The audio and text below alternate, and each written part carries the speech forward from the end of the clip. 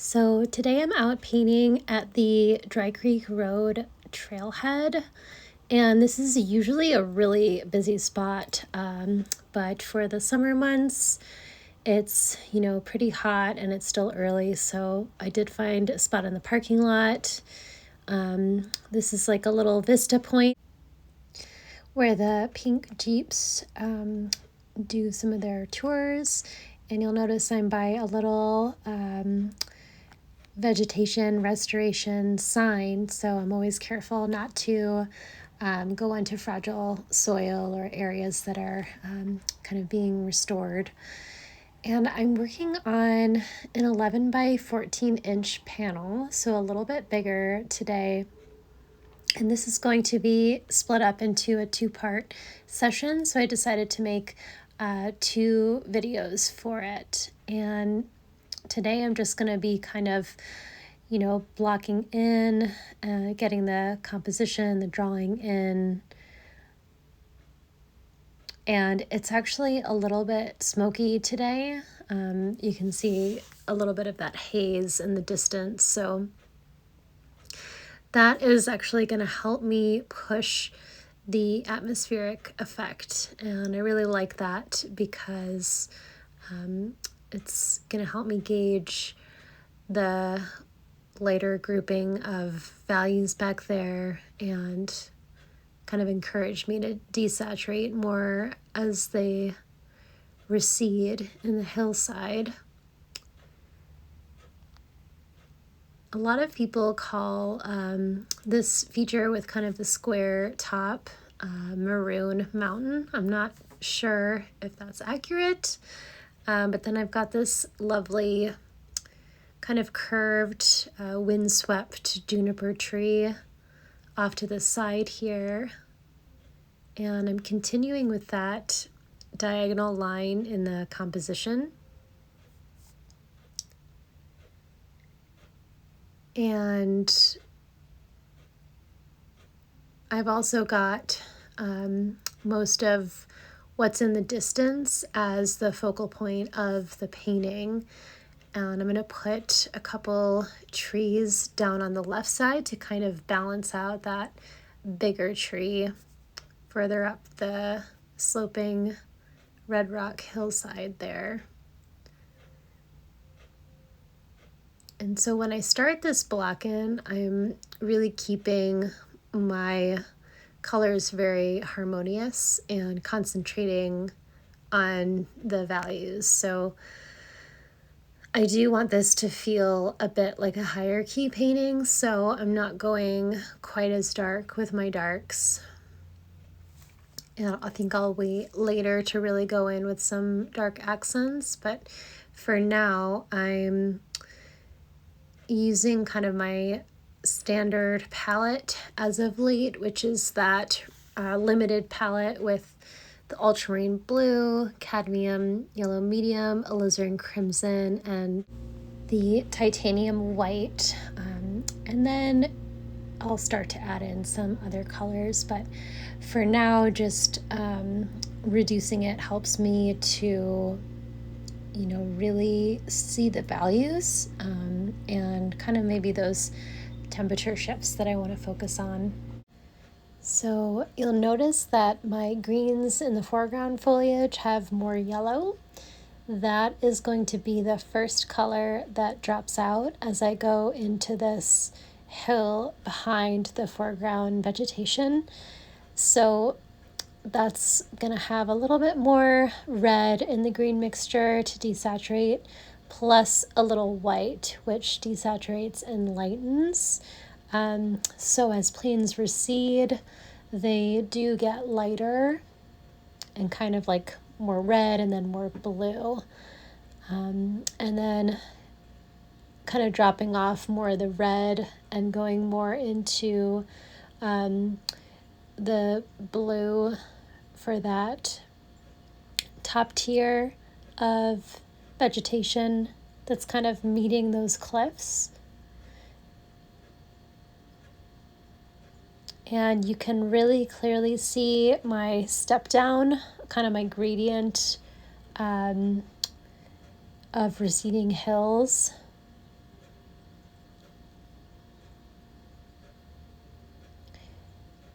And then really pushing that chroma of the blue-gray in the shadows. There's going to be a lot of violet and blue dominant coloring in these cliffs here. And what I'm doing is I'm kind of just putting a general color down, and then I'll adjust temperature values as the planes shift. But right now, just kind of like loosely sketching down a base color wash.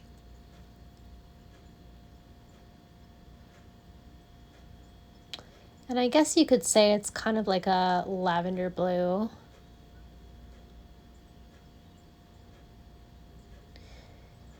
There's these different colors of sandstone.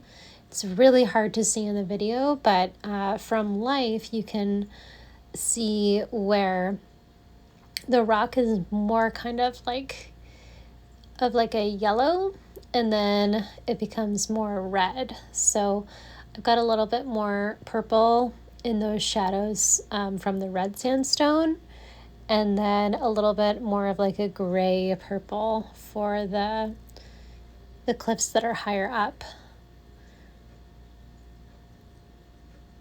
And so you can definitely see that temperature shift in the shadows. And that's really helping to kind of create form there. There's even a little bit of cliff behind these cliffs, so kind of making that like a lighter blue. And then just leaving little patches of, where that light is going to start hitting. When I first got here, there was a lot more shadow, so I think I kind of preferred that, and that's kind of what I'll get into in the next session.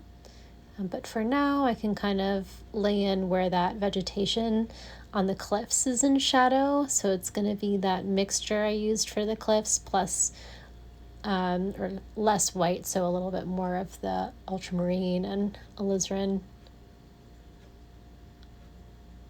kind of up into those cracks too. And making sure that I keep variety in the shapes, like I'm not, repeating lines or, just kind of painting shapes at this point. And giving myself a good foundation for the piece. The sky is super light, so again, because my cliffs are in that like cooler violet spectrum, I'm gonna start with mixing that color into the sky plus a little ultramarine blue and white. I'll gradually add a little bit more cad yellow medium and white, and maybe even a little bit of cerulean blue hue, depending on how everything is looking. But I really want the atmospheric depth to be felt. So harmonizing the colors between the cliffs and the sky is going to be pretty important. And then just kind of laying in a little bit of where that highlight is. And you can see like how much more of a pure like orangey red that is versus the colors in the distance. So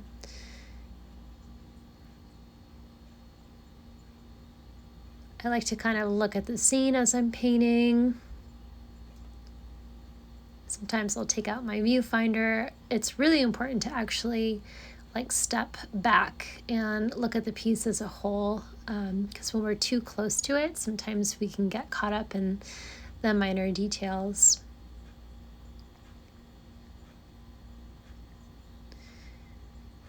For my highlights here, I've basically got like kind of a red leaning orange, that has a little bit of ultramarine blue, just a tiny bit, and then the titanium white.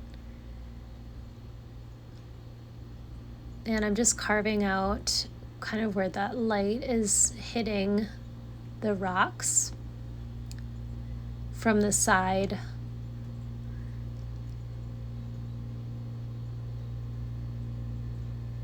And I like that there's just little pieces of it, so it's not like it's, you know, half in light or half in shadow. It's mostly shadow with just these little areas of light that are starting to get hit by the sun.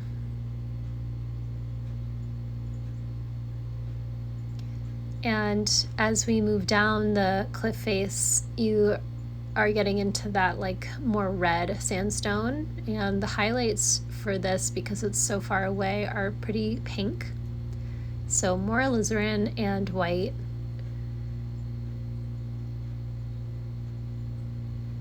And really just keeping it to shapes of light still at this point. Mixing a little bit of that distant green hill into that pink mixture for some of that rock that's kind of less upright and more rolling. So it's a little more desaturated there. Kind of flips into shadow at some points. So trying to kind of feather in that transition as well.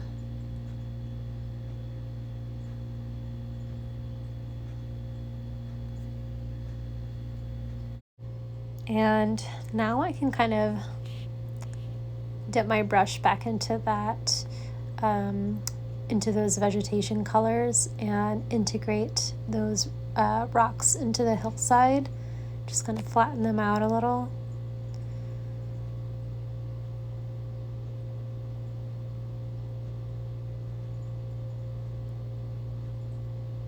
And now I can kind of go back into the rocks and adjust them a little bit more even.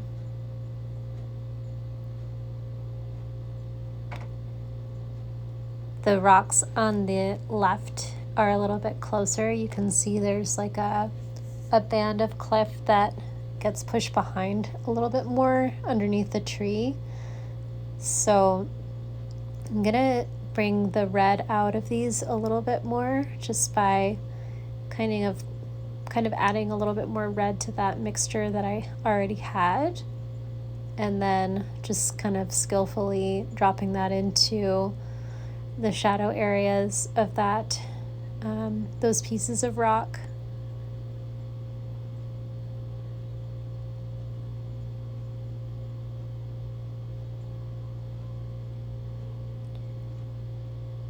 And kind of leaving little bits of it showing through. So not just like heavily painting over it, but lightly mixing into it and letting some of it still be there.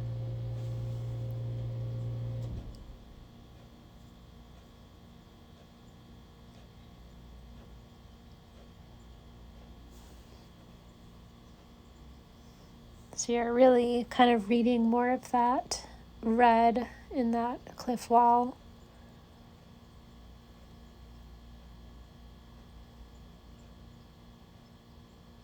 And you can now see the difference in chroma beneath it more. Now I'm getting to a place where I can start to just tweak these values a little bit now that this whole part of the painting is kind of blocked in. And you'll notice I laid some of that purple in as a transition between the light green and the light blue on the right of that tree. And that creates a nice visual harmony for the eye. I'm lightening up these greens underneath the cliffs a little bit.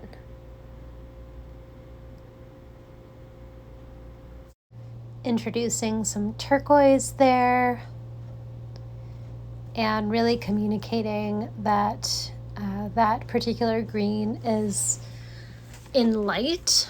And now you'll see that the shadow has deepened on the cliffs because of that. So even though I still want them to be darker, I am seeing that they are a little bit too dark now, so I want to lighten them up a little, just increase the value a little bit.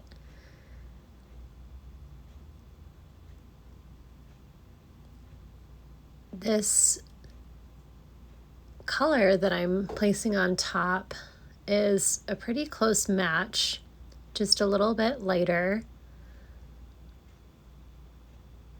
I've got kind of that lavender mixture plus a little bit of the cad yellow medium, which creates a gray because they're complements, and a little bit of the titanium white. And I can kind of leave darker pieces in there where the shadow deepens, and then I can also kind of add a little bit more blue for those bluer shadows. So I'm kind of scumbling the paint a little bit on that blacken, so I'm not going like super heavy and thick over it, but kind of using what I started with and playing off of that. And then working on those transitions between like the light part of the rock and where it curves into shadow.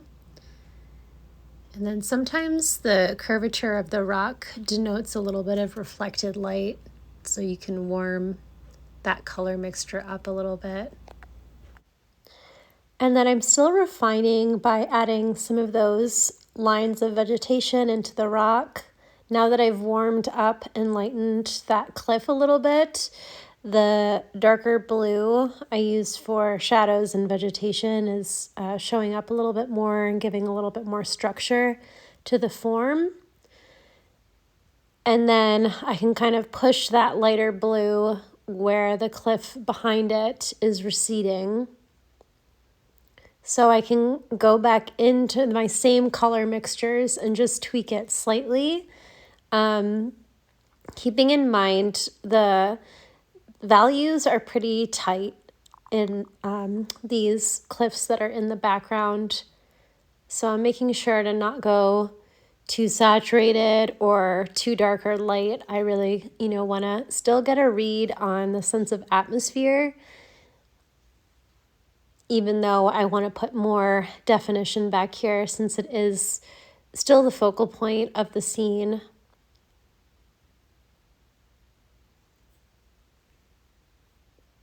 And you can just tell how light creates form. If you can see that rock right behind the tree, you can see that there's a dark shadow, a middle value, and a light. So all you need is 3 values to create form, where you can show the shifting of planes.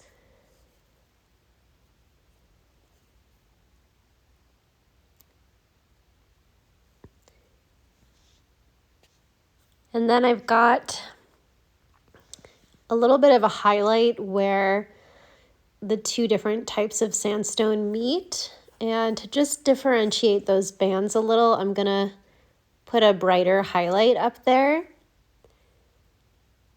And you can see how that really pops out from the highlights that are behind it. When I go into these background highlights, I never just have like a white and a yellow. I always, have part of the mixture that's already back there included, even if it's just a tiny bit, so that it's not reading as like this separate bright mark. So I'm wrapping it up for this session. That way when I come back next week, I can just focus on the foreground and really pull everything together. So I look forward to sharing that follow-up video with you, and thanks for being here.